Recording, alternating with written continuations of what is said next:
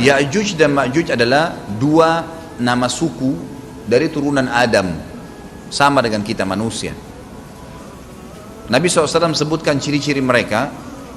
Mata mereka sobekannya kecil sehingga mata mereka kelihatan seperti sipit, tapi bola matanya besar. Mereka memiliki rambut yang keriting dan mereka memiliki poster yang umumnya seperti poster manusia. Hanya saja mereka ini memang menjadi fitnah, tanda-tanda hari kiamat. Mereka tidak berbaur dengan manusia yang lain. Salah seorang di antara mereka tahu kalau dia akan mati kalau sudah memiliki anak 1000. Tidak ada pengikutnya dari manusia biasa. Pada saat saya pelajari tentang Ya'juj Ma'juj ini tingkat 3 kuliah, kurang lebih waktu itu tahun 96, 97. Dosen saya membuka kitabnya membahas masalahnya. Saya sempat tanya sendiri, saya bilang, Syekh, jumlahnya Ya'juj Ma'juj itu berapa banyak? Dia bilang tidak terhitung jumlahnya, karena ada hadis yang berbunyi mereka akan mendatangi sebuah sungai, kalau tidak salah namanya sungai Tibria. Sungai itu sekarang ada, besar. Bayangkan sungai ya, airnya banyak mengalir. Kata Nabi SAW, mereka akan mampir dan minum di situ. Mereka semua minum air sungai itu, dan yang terakhir dari mereka datang sudah nggak dapat air. Artinya air sungainya habis diminum. Bayangin berapa banyak jumlahnya tuh. Satu Jakarta aja sekarang kalau minum air sungai Ciliwung nggak habis. Mungkin nggak bakal habis kalau satu Indonesia pun minum. Bayangkan berapa banyak jumlah mereka tuh. Tidak terhitung. Nanti kan kita bacakan ayat-ayatnya tentunya. Banyak sekali ayat berhubungan dengan masalah itu. Tapi yang jelas pada saat itu Nabi SAW mengatakan Allah berfirman kepada Isa, berkata, wahai Isa, aku akan mengeluarkan hamba-hambaku yang tidak ada seorang pun dari kalian bisa mengalahkannya, termasuk Isa alaihissalam, nggak bisa mengalahkan. Maka selamatkanlah dirimu bersama dengan pengikut-pengikutmu ke Gunung Tur namanya. Gunung Tur ini ada di Palestina ya. Ini rata-rata nanti hari kiamat ini di Syam. Banyak negeri Syam kita. Maka Nabi Isa pun alaihissalam menyelamatkan diri dengan pengikutnya ke Gunung Tur yang diikuti sama orang-orang yang beriman. Lalu tentu yang bisa ikut yang terjangkau pada saat itu, karena dunia sangat luas. Maka yang tidak sempat ikut dengan Nabi Isa alaihissalam, mereka dibunuh oleh Ya'juj Ma'juj. Allah subhanahu wa ta'ala memberikan ciri khas mereka. Artinya cirinya mereka ini, mereka dihimpit di sebuah gunung. Di surah Al-Kahfi dijelaskan oleh Dzulkarnain. Dzulkarnain khilaf antara ahli sejarah mengatakan dia nabi atau dia orang saleh. Tapi Allahu alam, saya cenderung dengan pendapat yang mengatakan dia adalah seorang nabi. Karena Allah SWT angkat ceritanya dalam Al-Quran. Dan Allah berikan dia banyak mukjizat. Di antaranya mukjizatnya adalah menahan Ya'juj Ma'juj waktu itu ingin membuat kerusakan di zamannya dia dulu. Jadi memang Ya'juj Ma'juj ini ciri khasnya, kata Nabi SAW, mereka memakan apa saja. Batu, kalau hewan-hewan itu kalah jengking sama ular, binatang-binatang buas, harimau, mereka makan semua. Jadi bukan seperti manusia normalnya. Mereka membunuh semua yang bukan seperti mereka. Mereka buat kerusakan. Sampai-sampai kata Nabi SAW, tidak ada yang bisa mengalahkan mereka dan jumlah mereka sangat banyak. Salah seorang di antara mereka tahu dia akan mati kalau sudah punya 1000 anak. Dan tidak menikah dengan umumnya orang. 2 suku ini saja. Kata Nabi SAW dalam hadis Bukhari, kecelakaanlah bagi orang-orang yang ada di Jazirah Arab. Kemungkinan besar makna ini adalah tempat mereka dekat dengan Jazirah Arab. Sebagian, ada satu syekh dari Mesir, sekarang ada bukunya sama saya dan sudah terjemahan bahasa Indonesia, judulnya Ya'juj Ma'juj. Kalau Bapak Ibu mau beli bisa, ada judulnya Ya'juj Ma'juj, tapi saya lupa penerbitnya apa. Itu agak tebal, harganya mungkin sekitar 85.000 atau 100 ribuan lah maksimal. Itu khusus, dan beliau adakan penelitian, saya baca dan memang sangat konkret dan ilmiah. Beliau mendatangkan fakta kalau tempat Ya'juj Ma'juj yang disebutkan dalam Al-Quran itu ada di Cina, tembok Cina. Jadi seperti yang disebutkan dalam Al-Quran, 2 gunung yang disatukan, di antara celah gunung itu ditaruh tembaga-tembaga. Pernah pemerintah Cina mendapatkan ada celah dari tembok Cina itu yang bolong, waktu mereka mau tempel bolongan itu dengan batu tanah yang mereka biasa taruh sekarang, ternyata di dalam itu ada tembaga yang mengeras. Dan seperti disebutkan dalam Al-Quran, di mana ya Zulkarnain mempertemukan antara besi-besi yang ditumpuk lalu dipanasi, dibakar sehingga menjadi meleleh, kemudian disirami lagi dengan timah yang meleleh juga dan dibiarkan kering sehingga menjadi tembok besi. Kata Nabi SAW, kecelakaan bagi orang-orang yang Jazirah Arab karena telah terbuka dari lubangnya Ya'juj Ma'juj sebesar ini. Udah kasih isyarat dengan jari ibu jari sama jari tengahnya. Artinya mereka sudah bisa melihat keluar. Tetapi kata Nabi SAW, setiap hari mereka terus menggali gunung itu, berusaha untuk keluar. Pada saat mereka tiba di malam hari, mereka capek, mereka mengatakan besok kita lanjutin. Mereka bangun besok pagi, gunungnya kembali utuh lagi. Sampai nanti waktu di mana Allah izinkan mereka keluar. Pada saat mereka keluar, maka mereka akan mulai membuat kerusakan.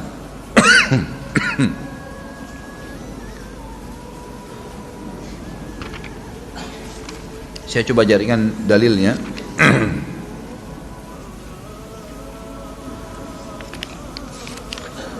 Tidak disebutkan sama beliau di sini, tapi memang ada tentang Ya'juj Ma'juj itu secara khusus.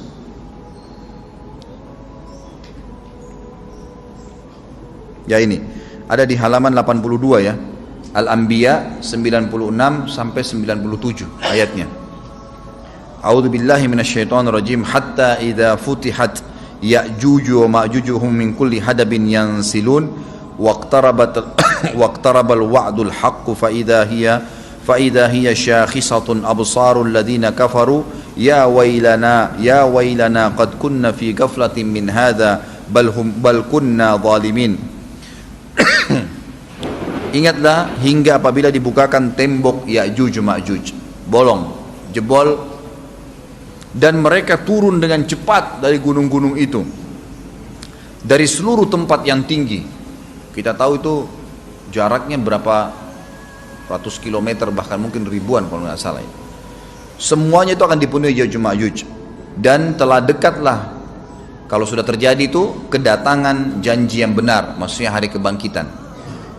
Maka tiba-tiba terbelalaklah mata orang-orang kafir. Mereka berkata, aduhai celaka kami, sesungguhnya kami dalam kelalaian tentang ini, bahkan kami adalah orang-orang yang zalim. Kenapa? Karena Ya'juj Ma'juj tidak lihat apakah kafir atau beriman. Mereka tidak butuh, bukan seperti Dajjal ya. Dajjal butuh jadi pengikutnya, oke, aman. Ini enggak, siapa saja ditemuin dibunuh. Dia enggak pandang, enggak mau tanya kamu dari suku mana, kamu agama apa, tidak dipandang. Orang-orang muslim pada saat itu, orang-orang muslim pada saat itu yang ikut dengan Nabi Isa AS berhasil selamat. Walaupun pada saat itu di muka bumi umumnya orang sudah beriman. Yang dimaksud di sini orang-orang kafir adalah adanya orang-orang yang masuk Islam karena terpaksa, karena mereka tidak terlalu faham pada saat itu, lalu mereka menganggap remeh informasi dari Nabi Isa AS.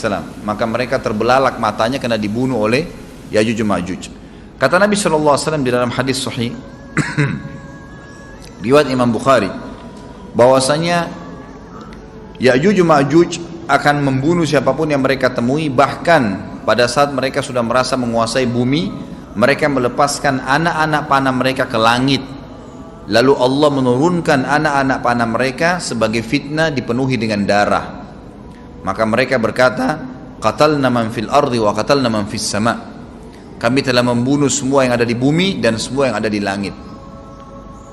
Maka sebagai penutup dalam bahasan itu, kata Nabi SAW, Allah lalu mengizinkan Isa untuk berdoa kepada Allah agar memusnahkan mereka. Maka Isa alaihissalam pun akhirnya berdoa, meminta kepada Allah subhanahu wa ta'ala agar mereka semua dimusnahkan. Maka pada saat itu pun Allah subhanahu wa ta'ala menurunkan kepada mereka hama. Sebagian hadis menyebutkan serangga kecil seperti cacing, banyak sekali yang menimpa tubuh-tubuh mereka, setiap orang satu, dan itu membuat mereka mati. Membuat mereka mati, dan mereka mati seketika semuanya. Jadi secara bersamaan semuanya meninggal. Allahu a'lam waktu itu berapa ratus juta jumlah orang Ya'juj Ma'juj pada saat itu, tapi semuanya akan mati, dan seluruh muka bumi dipenuhi dengan jasad mereka. Setelah itu Nabi Isa alaihissalam pun berdoa kepada Allah subhanahu wa ta'ala agar menghilangkan jasad-jasad mereka yang baunya sudah luar biasa waktu saat itu disebutkan dalam hadis.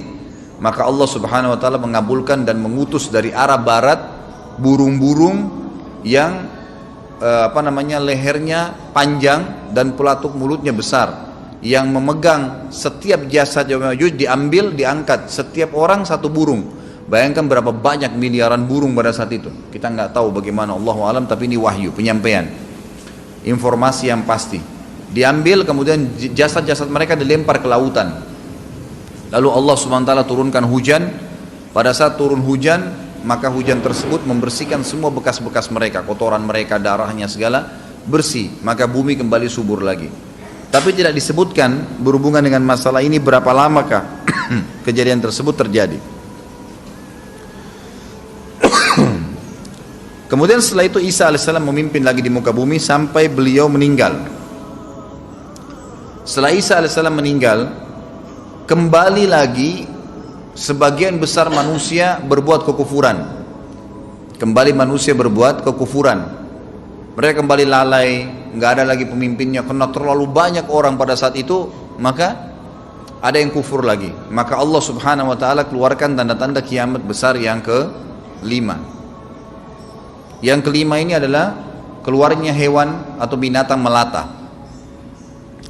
Binatang melata ini disebutkan dalam hadis yang sahih riwayat Bukhari, bahwasanya Allah SWT akan keluarkan, tapi tidak disebutkan dari bumi mana dia keluar. Dia akan keluar hewan melata yang bisa berbicara seperti manusia dan badannya dipenuhi dengan bulu. Allahu alam bagaimana. Kemudian dia datangi orang-orang yang kufur tersebut dan menasihatin dan mengingatkan mereka. Mengingatkan mereka. Satu persatu diingatkan, satu persatu. Terus diingatkan. Yang tidak mau beriman, dalam hadis dikatakan dicap oleh hewan tersebut. Allahu alam dicap seperti apa, sehingga ketahuan mana yang kafir, mana yang beriman. Terus dia keliling di muka bumi, tapi tidak disebutkan berapa lama. Dia cuman mendakwai, meluruskan. Yang beriman sudah, yang tidak beriman dicap sama dia. Ada tanda, oh ini berarti kafir. Seperti itu saja. Lalu kemudian Allah lenyapkan si dabbah ini. Kemudian datang tanda-tanda kiamat yang ke-6. Tanda-tanda kiamat yang ke-6 yang lebih banyak dipilih oleh para ulama adalah terjadinya tadi 3 gerhana, 6, 7, 8. Itu berentetan semua. Longsor besar di timur, di barat, dan di jazirah Arab. Ini tanda-tanda kiamat terjadi serentak. Sudah 8. Kemudian terjadi yang ke-9, keluarnya api dari negeri atau dari kota Aden. Kota Aden ini di Yaman ya. Subhanallah, baru tadi malam saya lihat cuplikannya di YouTube. Ada wilayah di Aden, di kota Aden sekarang itu, dan itu hasil penelitian internasional. Aden itu dianggap kota yang paling panas di dunia karena di bawah kota Aden itu ada api yang bergejolak, dan api itu bisa keluar setiap saat membakar siapapun. Tentu hadis menjelaskan tentang masalah api yang keluar ini, artinya api bukan main-main, ini bukan kebakaran sebuah masjid atau sebuah bangunan 10 tingkat. Api ini bisa menghalau manusia untuk jalan karena panasnya. Sebagian riwayat menjelaskan api tersebut akan berdiri seperti gunung yang besar dan dari seluruh pelosok dunia bisa kelihatan. Kita bisa bayangkan bagaimana, yang akhirnya akan menggiring atau menghalangi orang-orang untuk jalan, susah. Sebagian ulama hadis mengatakan mereka nggak bisa jalan, tidak bisa ada penerbangan, tidak bisa ada orang jalan karena panasnya bumi ini dari api tersebut. Dan subhanallah, tadi malam saya lihat cuplikannya, Bapak Ibu bisa ketik kalau tidak salah atau ditulis di YouTube itu api di kota Aden. Dan itu diambil gambaran amatir ya, orang mengambil sendiri itu. Jadi ada beberapa wilayah tanah di wilayah Aden itu memang asapnya keluar. Dan pada saat dikorek di bawah itu memang api, bara api yang besar. Dan itu memang kemungkinan besar akan keluar satu waktu, Allahu alam kapan. Tapi tanda-tanda kiamat. Dan yang terakhir tanda-tanda kiamat sebelum ditiup sangkakala adalah terbitnya matahari dari tempat terbenamnya. Dan ini sudah terakhir sekali. Makanya kata Nabi SAW, taubat akan diterima sebelum matahari terbit dari tempat terbenamnya. Artinya selama yang lain itu masih ada, masih bisa taubat. Kalau sudah itu sudah sulit. Ini tanda-tanda kiamat. Sebagian ulama menambahkan, ada yang mengatakan sudah masuk waktu.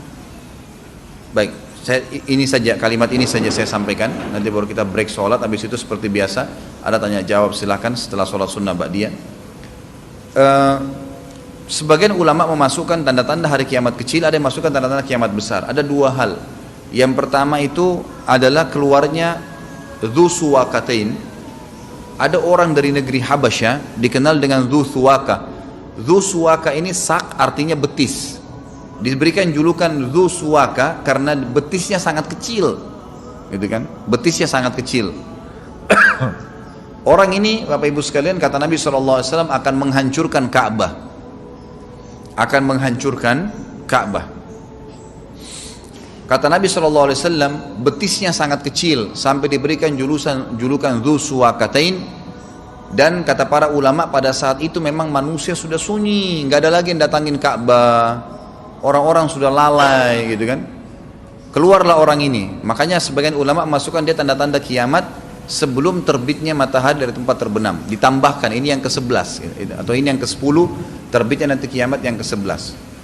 Maka dia akan mencabut, kata Nabi SAW, dia akan mencabut batu-batu Ka'bah satu persatu sampai rata dengan tanah. Dan saya sedang dilihatkan oleh Allah sekarang bagaimana pada saat dia mencabut batu itu. Hadis sahih riwayat Bukhari Muslim. Yang terakhir, yang kedua, yang berhubungan juga dengan tanda-tanda kiamat, ada yang memasukkan kiamat kecil, tapi ini lebih dekat dengan kiamat besar. Orang yang terakhir meninggal itu adalah orang dari asli suku Madinah yang sedang mengembala kambing. Ini termasuk tanda-tanda kiamat. Kata Nabi SAW, orang yang terakhir meninggal dari kalian kalangan manusia. Semua orang sudah mati, tinggal dia sendiri. Tapi dia nggak tahu. Dia lagi mengembala kambing, kemudian dia masuk dengan gembalanya ke kota Madinah, ditemukan semuanya tidak ada kehidupan. Nggak ada orang, nggak ada binatang, nggak ada apa-apa, tinggal dia sendiri. Pada saat dia meletakkan telapak kakinya di kota Madinah, maka pada saat itu dia meninggal. Dan inilah manusia terakhir meninggal sebelum ditiup sangkakala terakhir, gitu kan. Allahu alam. Ini yang kita bisa sampaikan. Insya Allah kita akan kembangkan dengan pertanyaan. Tapi mungkin sebelum pertanyaan, saya coba akan membahas beberapa dalil insya Allah setelah sholat ba'diyah nanti. Subhanakallahumma bihamdika asyhadu an la ilaha illallah astaghfirullah wa atubu ilaih. Wassalamualaikum warahmatullahi wabarakatuh.